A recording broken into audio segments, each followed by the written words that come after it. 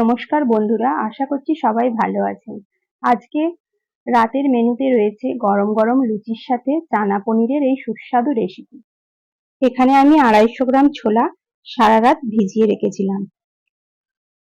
এইবার এই ছোলাগুলোকে আমি ভালো করে ধুয়ে নেব।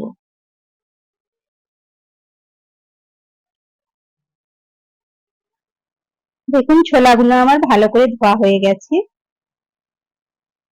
এখন আমি সেদ্ধ করার জন্য একটা প্রেসার কুকারে আমি ছোলাগুলো নিয়ে নিচ্ছি।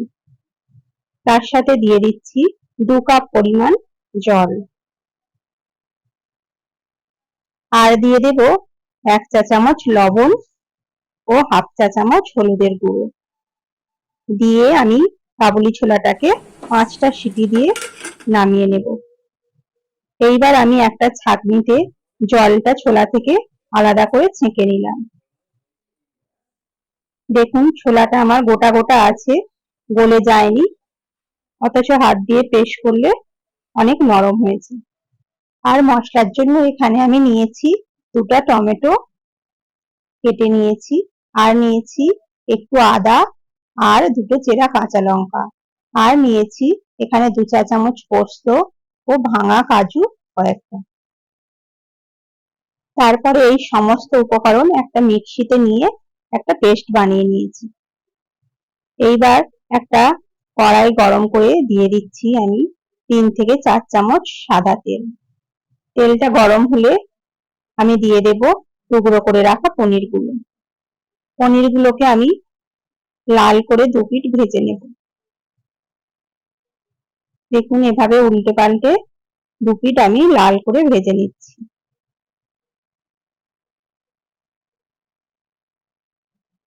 এখন পনিরগুলো আমাদের ভাজা হয়ে গেছে।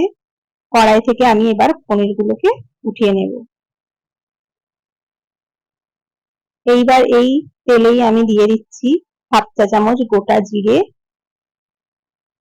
কয়েকটা গোটা গরম মশলা, একটা তেজপাতা দিয়ে মশলাটাকে একটু নাড়াচাড়া করে হালকা ভেজে নিতে হবে। এই পর্যায়ে এখানে আমি দিয়ে দেব পেস্ট করে রাখা মশলাটা।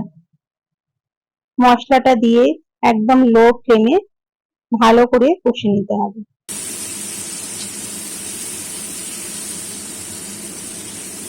গ্যাসের ফ্লেমটা একদম লোতে রাখবেন, না হলে কড়ার গায়ে লেগে যেতে পারে।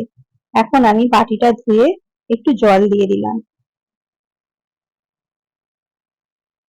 দিয়ে মশলাটাকে আমি ভালো করে কষে নেব যতক্ষণ না মশলা থেকে তেলটা ছেড়ে আসছে। দেখুন, মশলা থেকে আমাদের তেলটা ছেড়ে গেছে।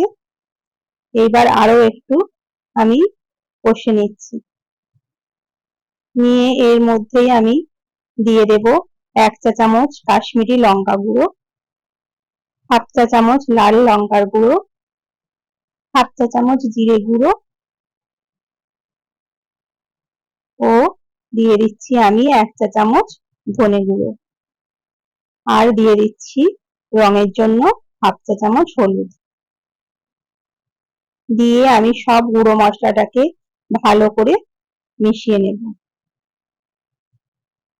কিছুক্ষণ ঢাকা দিচ্ছি, দিয়ে মশলাটাকে আমি কষাতে দিয়েছি। দেখুন, ঢাকনাটা খুলে কত সুন্দর তেল ছেড়ে গেছে। এখন মশলাটাকে কষাতে কষাতে এই পর্যায়ে আমি দিয়ে দেব 1 চা চামচ স্বাদ মতো লবণ।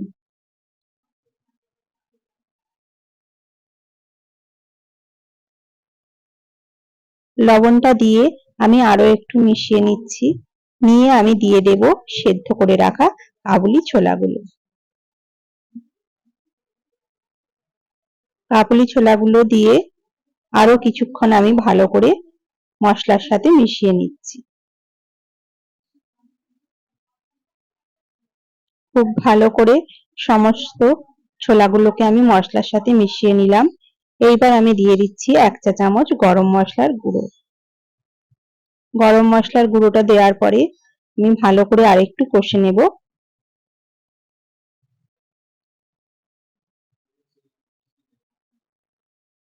তারপরে আমি ঢাকা দিয়ে 2 মিনিট রেখে দিচ্ছি। 2 মিনিট পরে ঢাকনা খুলে দেখুন ছোলাটা থেকে একটু জল বেরিয়েছে। এইবার আরো কিছুক্ষণ নাড়াচাড়া করে আমি দিয়ে দেব ভেজে রাখা পনিরগুলো। পনিরগুলোকে দিয়ে আমাদের খুব ভালো করে ছোলাটার সাথে মিশিয়ে নিতে হবে।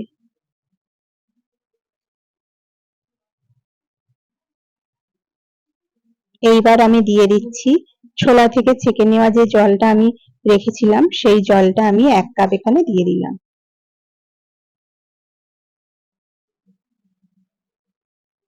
আপনারা যেমন গ্রেভি পছন্দ করবেন সেই অনুযায়ী জলটা দেবেন। দিয়ে আমি ঢাকা দিয়ে 10 মিনিট ফুটিয়ে নেব। এইবার 10 মিনিট পরে ঢাকনা খুলে দেখুন গ্রেভিটা আমাদের একটু গাঢ় হয়ে গেছে। এখন আমরা এই চানা পনিরটা একটা বাটিতে তুলে নেব পরিবেশন করার জন্য। যদি আমার রেসিপিটা আপনাদের ভালো লেগে থাকে তাহলে আপনারা অবশ্যই বাড়িতে একবার ট্রাই করবেন। ধন্যবাদ সবাইকে আমার রান্না দেখার জন্য। সবাই ভালো থাকবেন, সুস্থ থাকবেন। শুভরাত্রি।